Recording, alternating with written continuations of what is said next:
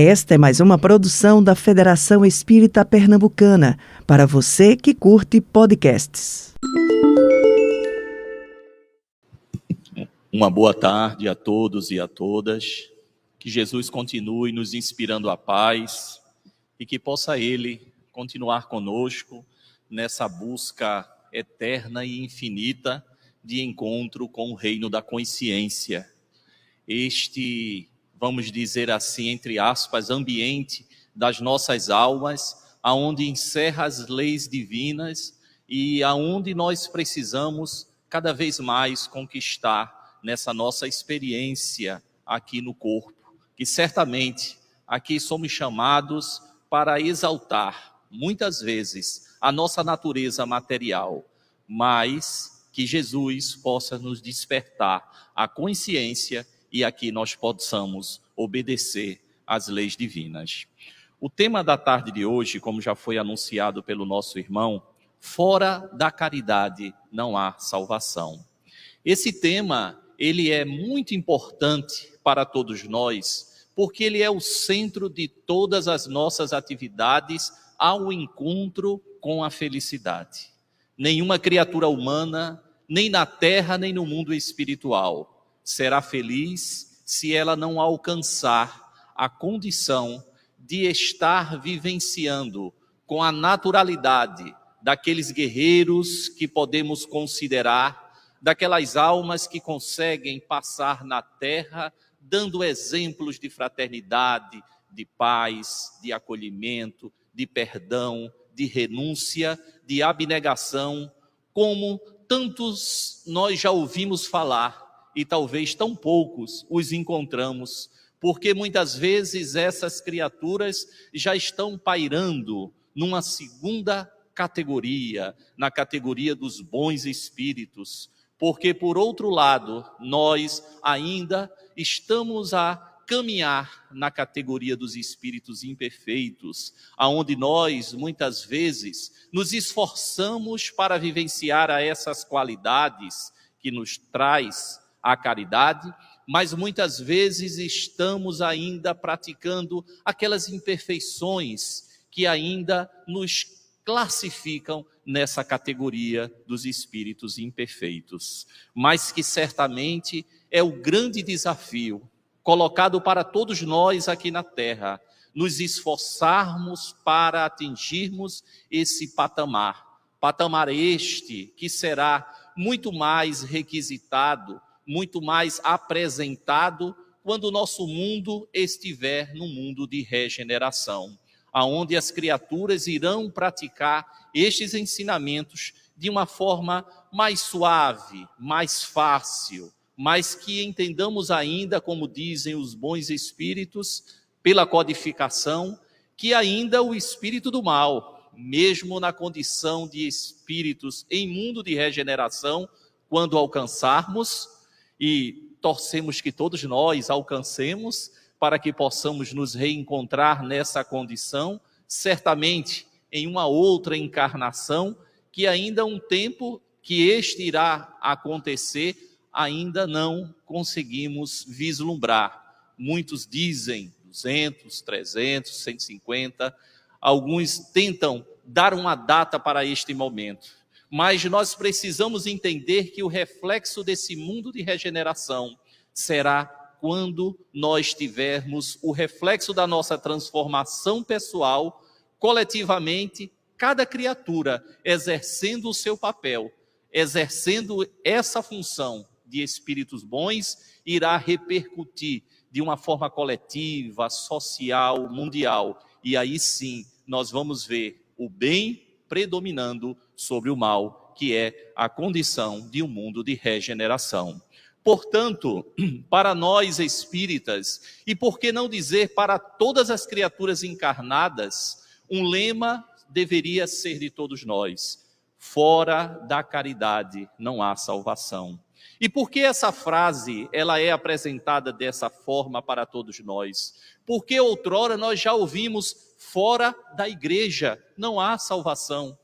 Quando usávamos essa palavra, essa frase, ela tornou-se uma frase excludente, porque nem todas as criaturas estavam nas igrejas, alguns estavam em outras igrejas, outras não estavam em igreja nenhuma, e outras ainda estavam nas florestas, vivendo como os indígenas, por exemplo. Então, como poderíamos dizer que fora da igreja não haveria salvação? E qual igreja? E onde ela fica e onde ela ficaria? Seria qualquer igreja de qualquer definição religiosa?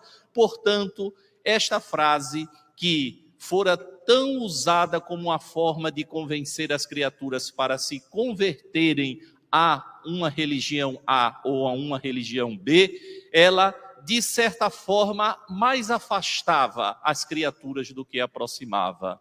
Uma outra, como uma forma de contrapor o pensamento iluminista dos cientistas, daqueles filósofos. Outra fora utilizada: fora da verdade não há salvação. E aí, refletindo um pouco mais, nós vamos ver que a verdade, desde aquela época até a época atual, a verdade vem evoluindo, modificando-se com o passar do tempo, demonstrando a todos nós que o pensamento, a inteligência e a própria ciência, ela está no próprio processo do progresso, da evolução. Portanto, que verdade se apoiar para se estar nela e salvar-se? E aí vem o grande trunfo dessa frase, trazida por Allan Kardec, o Evangelho segundo o Espiritismo, no capítulo 15, fora da caridade não há salvação. E aí nós fomos pesquisando e vimos que Paulo, o apóstolo, Paulo de Tarso, essa figura memorável, para quem teve a oportunidade de ler o livro Paulo e Estevão, conhecerá a verdadeira personalidade dessa criatura ímpar, desse discípulo do Cristo, que não o vira vivo fisicamente, mas que presenciou a sua ressurreição, porque Jesus aparece para ele no caminho de Damasco, e em outras oportunidades, pela presença de Estevão, Abigail, que eram espíritos muito evoluídos, que puderam ser os seus guias e mentores do mundo espiritual, guiando Paulo de Tarso para que ele pudesse ter o sucesso da sua tarefa, tanto do ponto de vista da sua transformação, da sua regeneração, como também do resultado da sua atuação no mundo, para que a mensagem do Cristo pudesse chegar até nós. E aí, no Evangelho segundo o Espiritismo, na instrução dos Espíritos, no mesmo capítulo 15, fora da caridade não há salvação, Paulo, o apóstolo, nos deixa uma mensagem ímpar, que ele amplia essa visão do fora da caridade não há salvação. E ele diz o seguinte para todos nós: fora da caridade não há salvação, estão encerrados os destinos dos homens na terra e no céu. Olha que coisa interessante. A caridade é um investimento que a criatura faz em si mesmo, aonde ela ganha na terra e no céu. Porque à sombra deste estandarte, eles viverão em paz. No céu, porque os que houverem praticado acharão graças diante do Senhor. E ele ainda diz algo muito interessante para poder fundamentar, porque muitas vezes quando nós falamos a caridade, a palavra caridade, a gente lembra logo daquelas ações: as pessoas que batem na minha porta, eu sempre tenho um alimento para dar, eu nunca nego, às vezes até nem fiz a feira, já se esgotou todos os mantimentos, mas mesmo assim eu tiro do meu necessário. Olha que coisa bonita, não é? A gente fazer isso. Mas a caridade pela qual a doutrina espírita nos traz é uma caridade mais ampliada. Ela foi amplificada para que nós pudéssemos entender Jesus. Porque a caridade pela esmola, ela é difícil atribuí-la ao mestre. Porque a caridade que o mestre fizera fora muito além de doar alimentos para as pessoas que necessitam. Não estamos dessa maneira querendo dizer que a caridade que doa coisas e alimentos, ela não é necessária. Pelo contrário, ela deve ser feita se nós temos os recursos, que nós a façamos. Mas a caridade do ponto de vista do mestre, ela precisava ser mais ampla, porque algumas pessoas que recebem a caridade, seja ela material ou a caridade moral, nós podemos entender que mesmo recebendo a caridade, a criatura pode fazê-la. Ninguém está isento em nenhuma situação que estiver de fazer a caridade. Todos nós podemos fazer a caridade. Aquele que recebe e pensa em praticar a caridade, ele irá conseguir a forma correta de receber os próprios benefícios, agradecendo, recebendo com humildade, recebendo com equilíbrio, com personalidade, no sentido de não se sentir rebaixado ou humilhado pela condição de estar ali necessitado. Pelo contrário, ele deve nessa posição, nessa postura, se sentir a criatura que está dando o privilégio para que outros possam fazer o bem. Portanto, ele oportunizando, ele está fazendo a caridade. Quando nós pensarmos nessa caridade ampla, nós vamos entender que todos os nossos gestos podem ser submetidos à caridade. E a própria educação, do ponto de vista cristão, é nós sermos caridosos em todos os gestos. Seja ela no momento pelo qual nós somos delicados, gentios, nós somos pacientes, mas também na própria postura interior, a caridade acerena a nossa confusão mental. Porque a criatura que está interessada em ser caridosa, se ela está escutando alguém, interiormente ela busca a paz, ela busca o equilíbrio para escutar adequadamente, porque ela quer ser caridosa. Ela silencia os pensamentos de julgamento que possam estar ali surgindo, a pressa, a ansiedade para que aquele momento termine, para que a gente passe para um outro momento posterior. A criatura que se vincula à caridade, ela não só pratica, ela vive, ela sente, ela pensa na caridade. Esse é o grande desafio de todos nós. Talvez esse seja o diferencial dos espíritos que estão no finalzinho da escala, dos espíritos imperfeitos, querendo passar para os bons espíritos. Porque muitas vezes nós nos preocupamos tanto no apenas fazer e nos sentimos satisfeitos, que esquecemos em questionar, em procurar conhecer se o nosso sentir e pensar estão concordantes com as nossas atitudes. Quando nós estivermos sincronizados na ideia da caridade, nós vamos entender a profundidade desse ensinamento.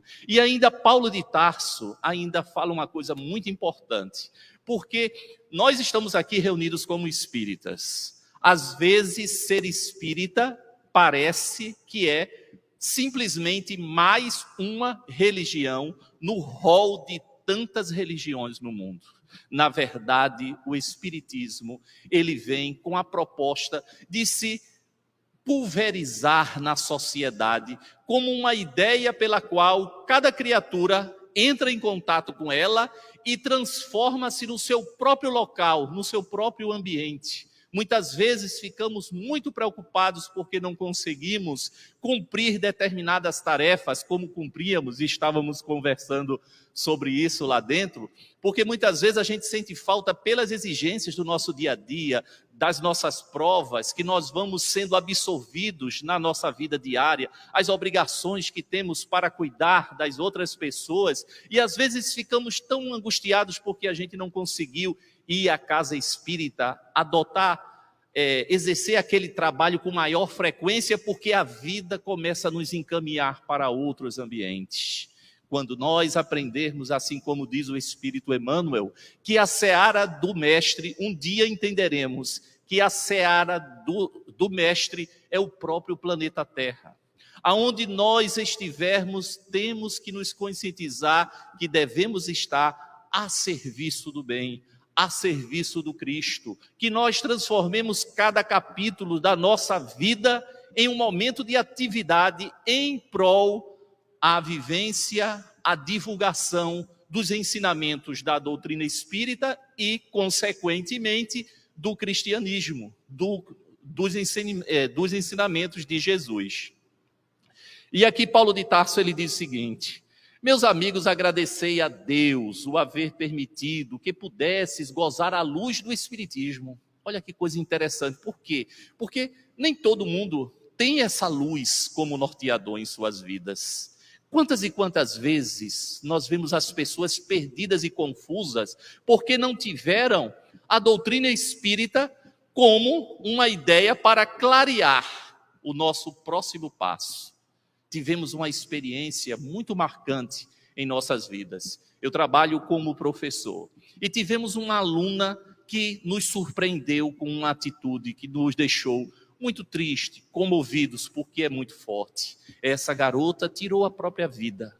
Essa garota frequentava uma religião diariamente, de uma forma assim declarada, vivenciava uma dessas religiões neopentecostais, e essa criatura, de uma forma tão organizada, conseguiu ter acesso a determinadas substâncias que lhe tirou a vida. Ela praticou o suicídio, ninguém percebeu. Eu me lembro que um mês atrás, essa criatura chegava na sala de aula, cumprimentava de uma forma tão diferente que nos chamou a atenção. Sempre sorridente, falando, fazia questão de dizer bom dia, boa tarde, sempre brincava de uma forma respeitosa e demonstrando que ela estava ali. E aquilo era muito interessante porque foi uma postura totalmente diferente.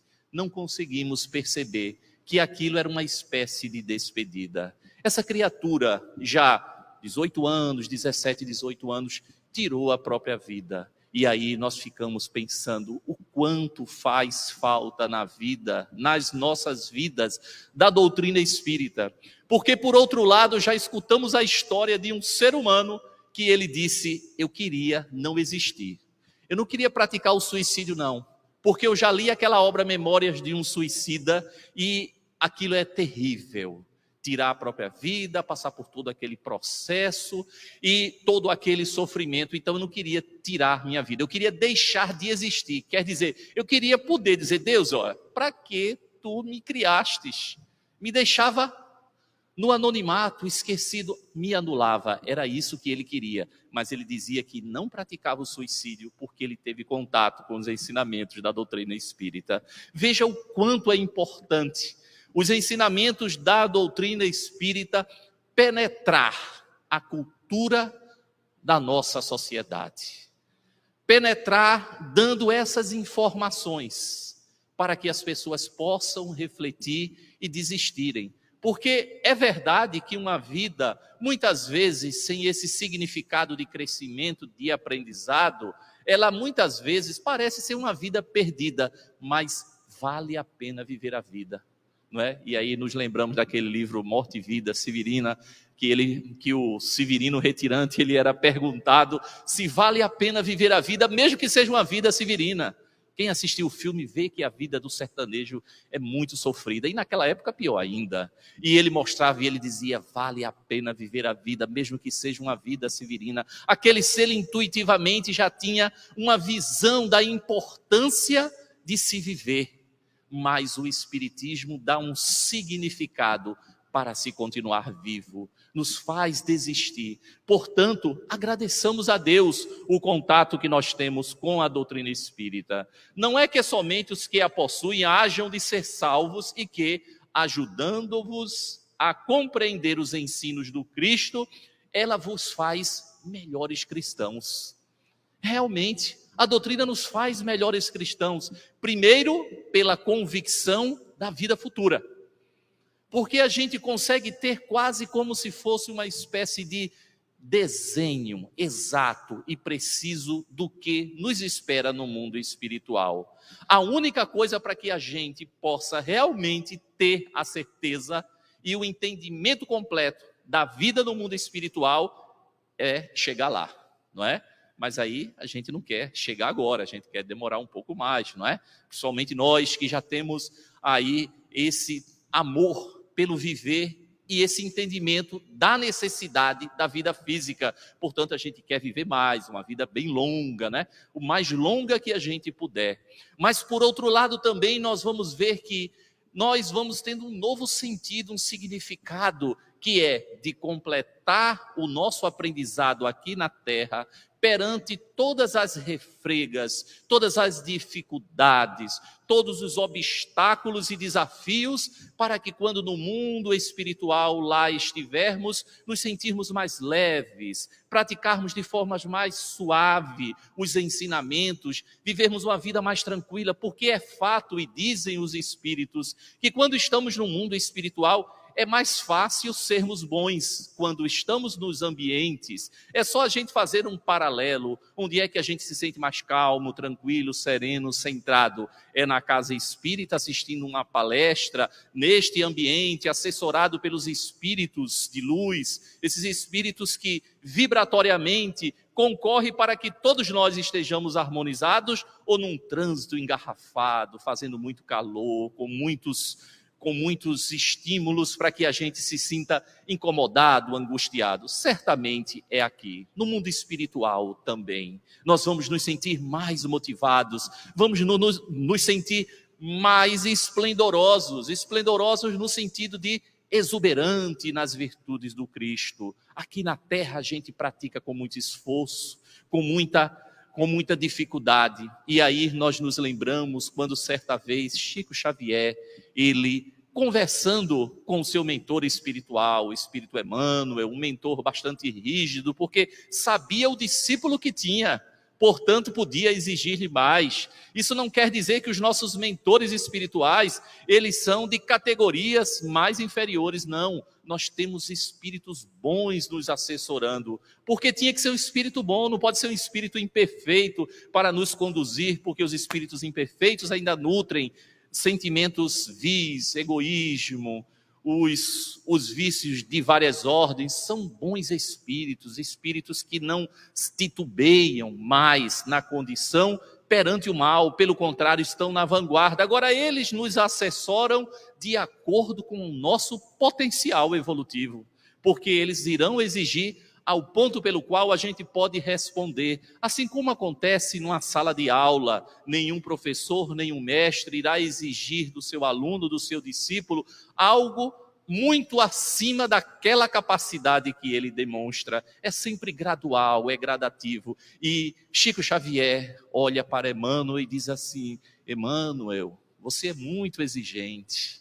Eu quero ver quando você estiver aqui, encarnado na terra, vivenciando as experiências, para que você sinta o quanto é difícil atender nessa, vamos dizer assim, tamanha perfeição. Mas a gente precisa fazer isso, não é? O Espírito Emmanuel não estava agindo errado com Francisco Cândido Xavier, quando chama a atenção, ele viajando no avião, que ele entra em desespero, igual a todas as outras pessoas, como se não tivesse consciência da vida futura. E o Espírito Emmanuel manda Chico ser educado na morte, não é? E aí a gente vai ver esses momentos engraçados, mas que traziam uma lição muito profunda de consciência das coisas espirituais. Esforçai-vos, diz o apóstolo Paulo, pois para que os vossos irmãos, aqui é a parte importante, e é o grande desafio de todos nós. Esforçai-vos, pois, para que os vossos irmãos, observando-vos, sejam induzidos a reconhecer que verdadeiro espírita e verdadeiro cristão são uma só e a mesma coisa, dado que todos quantos praticam a caridade são discípulos de Jesus, sem embargo da seita a que pertençam. Olha que informação universal que Paulo nos trouxe. Primeiro, que nós precisamos vivenciar. Não é falando, não é explicando o tempo todo. É demonstrando, exemplificando, pelos atos, pelas atitudes, pela forma, para que as pessoas percebam que verdadeiro espírita é verdadeiro cristão. É aquela confusão que muitas vezes as pessoas perguntam: fulano, você é evangélico? Não é? Porque a palavra evangélico era sinônimo de pessoa muito educada, comportada, paciente, cristã, não é? E aí muitas vezes a gente decepciona o nosso interlocutor dizendo: não, eu sou espírita, não é? Porque a gente sabe que a palavra evangélico ali foi usado como de uma determinada religião. Claro que a gente não está usando isso de uma forma pejorativa, mas para que a gente possa entender, nós somos espíritas. E quando as pessoas dizem, você é espírita? É. E todo mundo quer saber um pouquinho, né? Porque perguntam, querem parar a aula para a gente explicar espiritismo. A gente diz, olha, vamos terminar a aula e no final a gente conversa.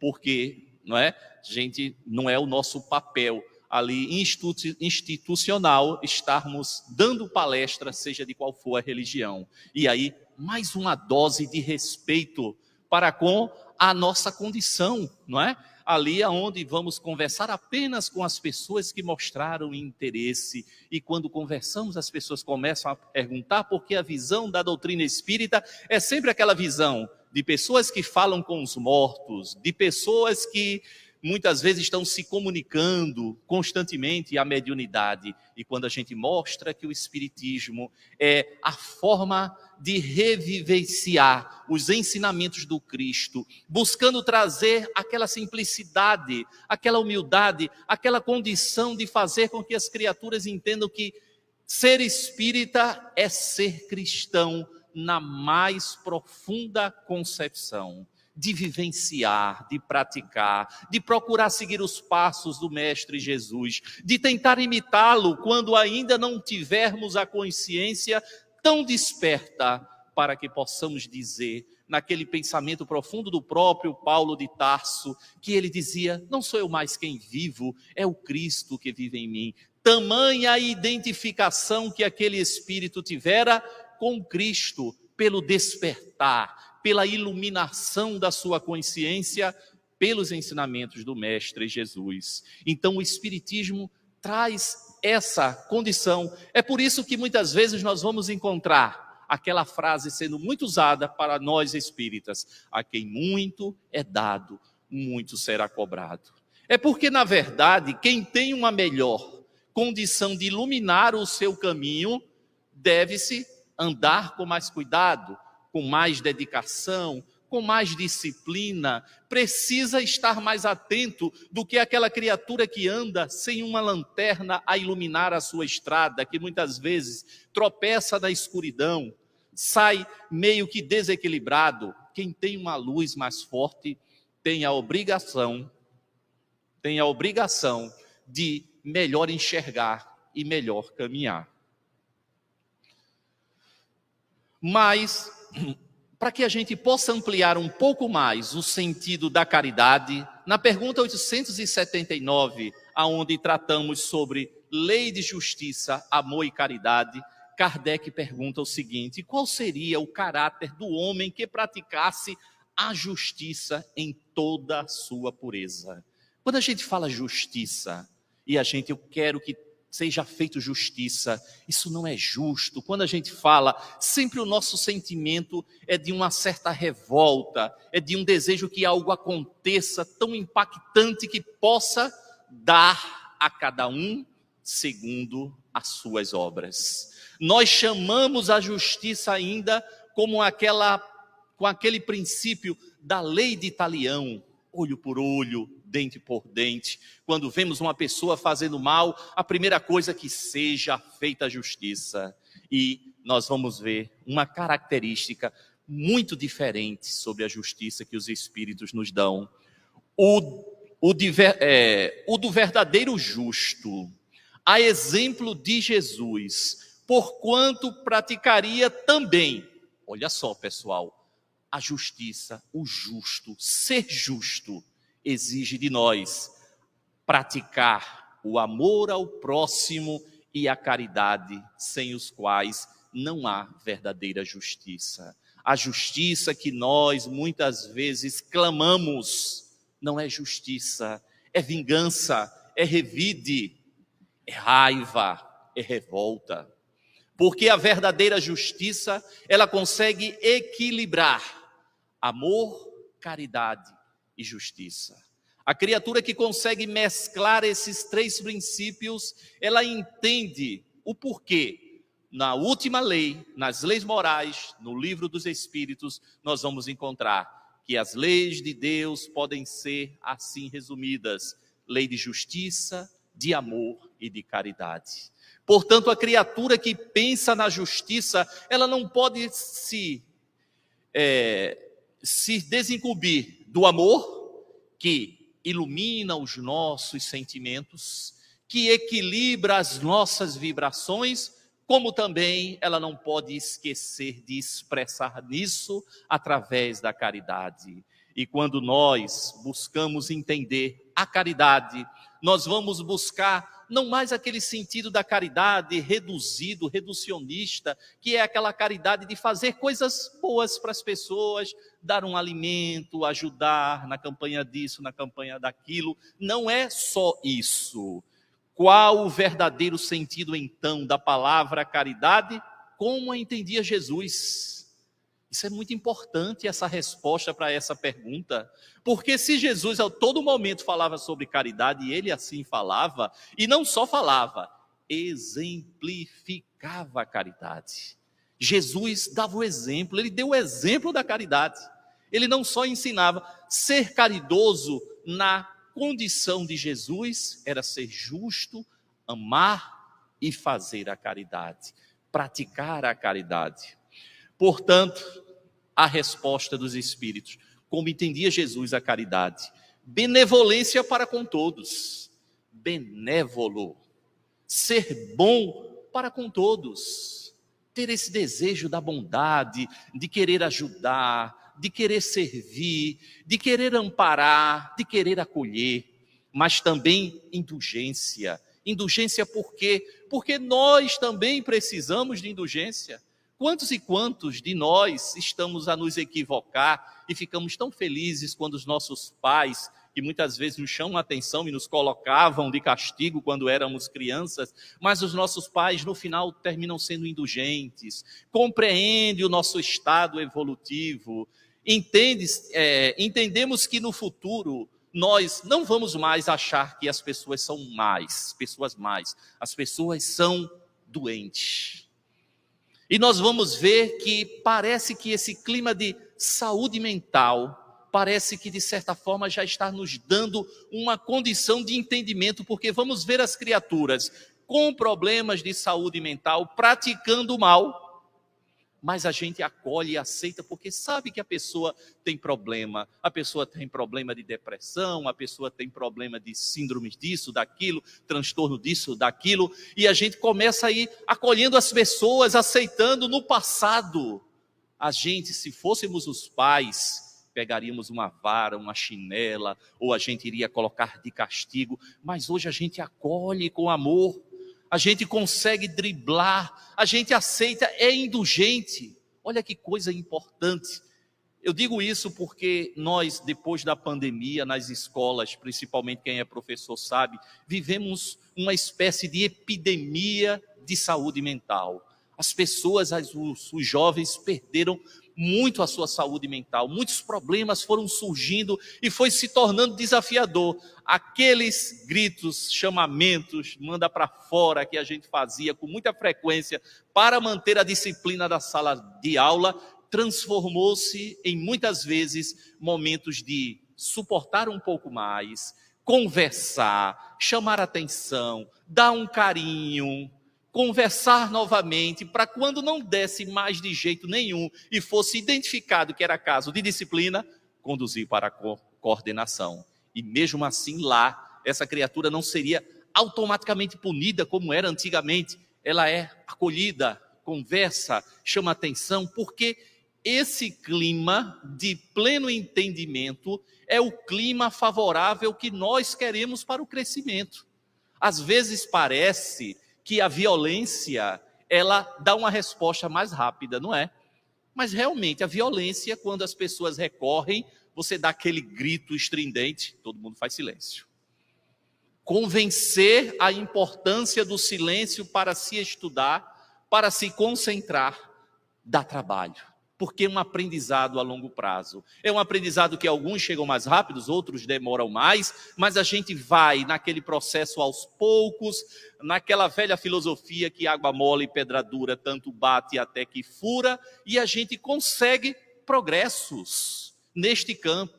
e muitas vezes parece que a gente não atingiu os objetivos que esperávamos, mas conseguimos, porque o aprendizado é assim. Será que uma encarnação, e aí lembrando daquela pessoa que queria se anular como ser, ele não queria existir, ele não queria só se suicidar, ele queria anular-se como espírito, apagar-se do espaço-tempo, do universo, da criação de Deus, mas aquela criatura estava vivendo. Será que mesmo essa vida, para ela, tão desmotivada, tão desenergizada, será que para ele não tem alguma função? Tem. E é assim que Deus age com todos nós. Entendendo e mostrando, porque muitas vezes a criatura que não absorve esse passo a passo da sua própria disciplina, do seu próprio crescimento, essa criatura vai encontrar vários problemas no campo da profissão, isso se referindo aos alunos, eles vão encontrar problemas no campo da profissão, dificuldades, mas aquele pouquinho, aquela sementezinha que conseguiu ser plantada, se ele assim o quiser, ele já terá um norte para seguir, e talvez ali seja o momento daquela árvore dar os frutos que esperávamos dela na sala de aula, termina repercutindo no ambiente social, na sua vida, porque muitas vezes acontecerá isso, de encontrarmos depois alunos muito antigos que chegavam e me diziam assim: professor, aquilo foi que o senhor fez, que o senhor procedeu daquela forma, aquelas exigências, eu na época não respondi, mas hoje eu compreendo tudo. Eu compreendo tudo. E isso é muito gratificante, porque nos mostra que o aprendizado pelo amor, ele é mais eficiente do que pela violência. Porque a violência, às vezes, resolve o momento, mas ela não traz benefícios a longo prazo. Ela é apenas uma contenção do mal, não é uma revogação, uma educação para o bem. Então, benevolência, indulgência e perdão. Perdão. Quando nós vemos essa resposta sobre a caridade que os espíritos deram para Allan Kardec, quando ele questiona como Jesus entendia a caridade, isso nos lembra muito aquele momento pelo qual Paulo de Tarso estava meio que angustiado. Angustiado porque ele estava enfrentando muitos problemas na implantação do jeito que ele compreendia do movimento do Cristo. Ele enfrentava problemas com Pedro, com Tiago, por causa das questões que eram impostas pelo judaísmo para que a casa do caminho pudesse funcionar. Paulo, que saíra do ambiente judaico para pregar aos pagãos, ele levando o Cristo para o paganismo, conseguindo ali construir igrejas. Naquele processo, Paulo acreditava no movimento cristão mais moderno, um movimento desvinculado do farisaísmo, que tanto insistia e que, de certa forma, nós podemos entender que ele conseguiu mesclar-se ao longo da história com o próprio cristianismo, dando essa, vamos dizer assim, essa expressão que nós conhecemos daquele movimento que era a prática do amor, da caridade, da oração, da assistência das curas, dos momentos pelos quais os discípulos do Mestre e outros conseguiam até conversar com os espíritos. O mundo invisível conversava, explicava. O movimento cristão do mundo espiritual e o movimento cristão físico do mundo material conseguiam se comunicar. Em determinado tempo, cala-se as vozes do movimento cristão do mundo espiritual, fica somente o físico, e o físico não consegue se nutrir espiritualmente falando de forma correta para que ele possa prosseguir. É por isso que no movimento espírita nunca nós podemos pensar em calar as vozes dos espíritos nas reuniões mediúnicas, porque esses espíritos estão constantemente a nos energizar, a nos estimular, por mais obras, livros que eles já ditaram através dos médiuns confiáveis que nós conhecemos, por toda essa informação, por toda essa facilidade de veiculação da informação espírita, nunca poderemos calar nos centros espíritas as vozes dos espíritos, porque esse foi um dos erros do movimento cristão primitivo, esquecer essa outra dimensão tão importante, que é aqueles que estão lá nos esperando, que conversam conosco, que estamos cá, nos preparando para ir para lá. Então, essa parceria, ela nunca pode deixar de existir. Então, mas Paulo de Tarso estava naquela confusão. Foi quando aparecem dois espíritos. Eu vou resumir bastante a cena, já que eu citei ela. Mas estava lá Estevão e Abigail. Isso está relatado no livro Paulo e Estevão, pelo Espírito Emmanuel, pela mediunidade Francisco Cândido Xavier.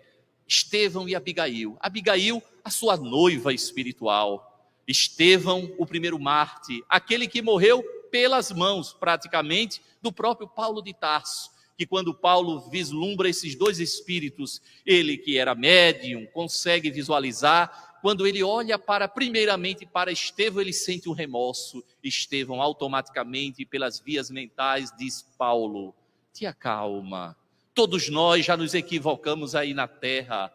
Estás perdoado. E ele, naquele momento, se tranquiliza, recebe a informação, ainda meio triste por ter sido ele o algoz daquele ser que ele passou tanto a admirar quando ele escutava as histórias sobre Estevão na casa do caminho. Mas quando ele olha para sua noiva espiritual, ele começa a demonstrar suas angústias, porque é muito natural que o cônjuge queira falar das suas angústias, das suas dificuldades, com aquela companheira ou aquele companheiro que possa ser ali, por assim dizer, o esteio emocional, para que possa se sentir confortado. E ele começa a fazer indagações, principalmente sobre essas que nós estávamos falando, porque Pedro defendia o que Tiago, que era muito ligado ao farisaísmo, que os pagãos deveriam ser circuncidados.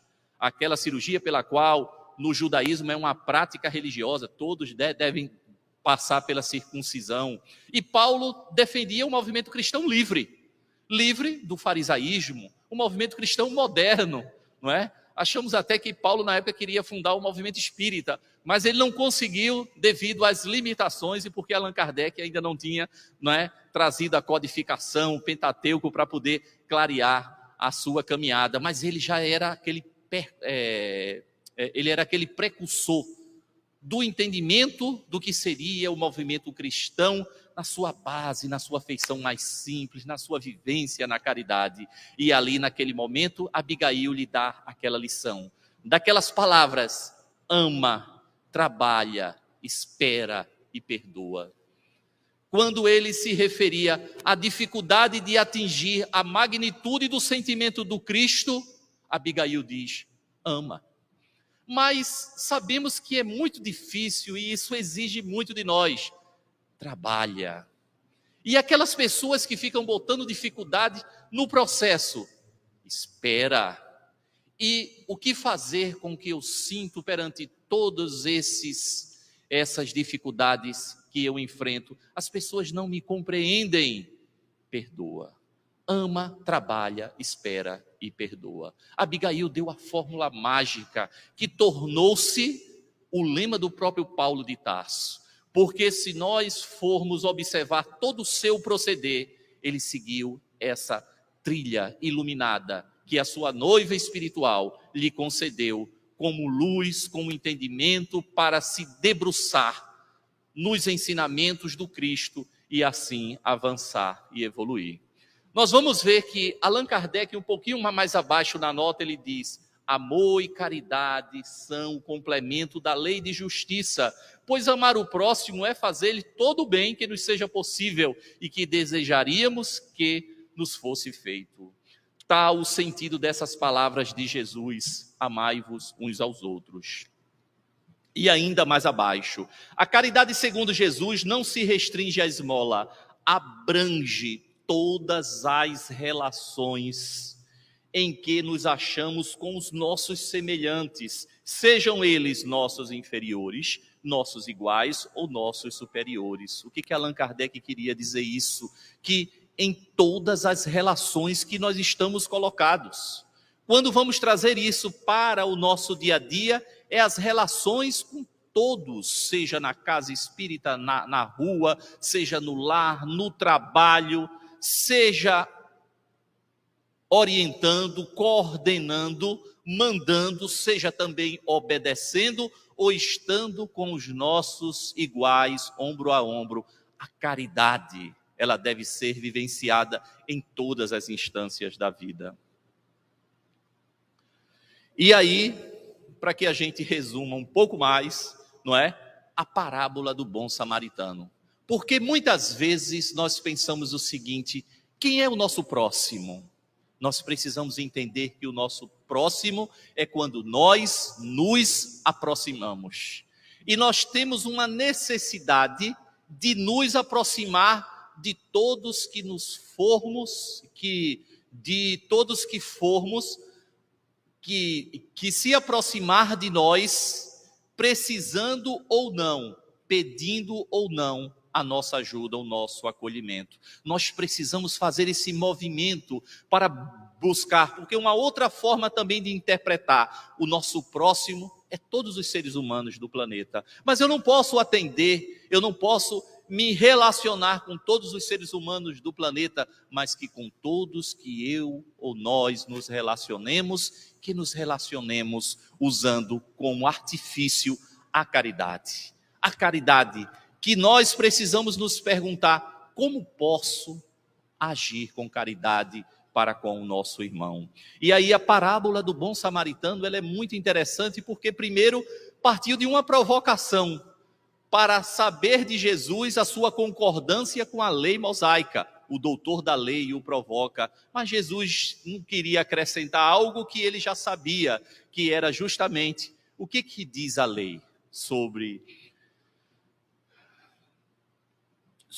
o amar ao próximo. E aí o doutor da lei diz: amarás teu Deus de todo o coração, de toda a tua alma, com todas as tuas forças, de todo o teu espírito, e a teu próximo como a ti mesmo. Jesus responde: disse bem, fazei isso e vivereis. Mas ele ainda provoca: quem é o nosso próximo? E ali nós vamos ver uma belíssima parábola, que é onde Jesus fez questão de ensinar, porque naquele ponto o doutor da lei não sabia que o próximo, havia um homem que foi acometido de assalto e de repente aquele homem estava lá, jogado na estrada. Um resumozinho. E ia passando um sacerdote, fez vista grossa, passou um levita. Detalhe: sacerdote e levita, todos dois trabalhadores do templo que o doutor da lei faz parte. Mas depois passa um samaritano, uma criatura que não tem nada a ver, pelo contrário, execrado pelos judeus, por vários fatores sociais. E ali o samaritano para, acolhe, ajuda. E Jesus pergunta: quem era o próximo daquele homem? E o doutor da lei concluiu, porque entendeu a explicação do mestre, que era o samaritano. Portanto, nós podemos entender que não importa a religião. Mas ainda uma outra passagem simbólica, que é aquela pela qual está o juízo final. Quando o Filho do Homem vier em sua majestade, acompanhado de todos os anjos, sentar-se-á no trono de sua glória, reunidos diante dele, todas as nações, separará uns dos outros. Aí as pessoas dizem: esse aí é aquele momento, né, que valeu a pena estar vinculado na minha religião, valeu a pena ser espírita, ou etc e tal, qualquer denominação religiosa da terra. E o que Jesus diz? Vós passai à minha direita. Vós que quando tive fome me deste de comer, se tive sede me deste de beber, estava só, etc. Que pratica o bem. Aí os homens que passaram à direita ficam assim incomodados, né? Porque ali está todo mundo misturado de qualquer religião, e até pessoas que não tinham nenhuma religião. Dizem: mas mestre, quando foi que nós te fizemos essas coisas? Todas as vezes que fizestes para um dos meus pequenos, foi a mim mesmo que fizestes. E depois ele repete a frase com a negativa para quem passa para a esquerda. Portanto, Jesus com isso mostra que a caridade é o corolário para adentrar feliz e realizado no mundo espiritual. E encerrando com uma palestra sobre o tema que Divaldo Pereira Franco diz: ele dá uma definição interessante sobre a caridade para a gente encerrar. A caridade, portanto, da doutrina espírita é o coroamento ético, moral, filosófico, psicoterapêutico da grande ciência de investigação de quem somos, de onde viemos, para onde vamos e por que sofremos. Portanto, a gente vê que a caridade, ela dá essa dimensão mais profunda. Porque quando vamos para o Livro dos Espíritos, lá nós vamos encontrar que a caridade mais aprimorada e aperfeiçoada é aquela que se faz com total desinteresse pessoal. Quanto menos interesse pessoal nós tivermos na nossa ação, a nossa virtude, a nossa caridade, que a caridade é o conjunto de todas as virtudes, ela será melhor aprimorada e será mais qualificada. Portanto, que nos conhecemos. Busquemos entender que nível de caridade nós estamos praticando, ou se estamos praticando. Não é porque pode também acontecer isso. Andando no automático, funcionando sempre no automático, talvez nós não estejamos fazendo a caridade. Que então possamos nos questionar e vermos a qualidade da caridade que praticamos. Muita paz para todos e uma boa tarde. Você ouviu o podcast da Federação Espírita Pernambucana.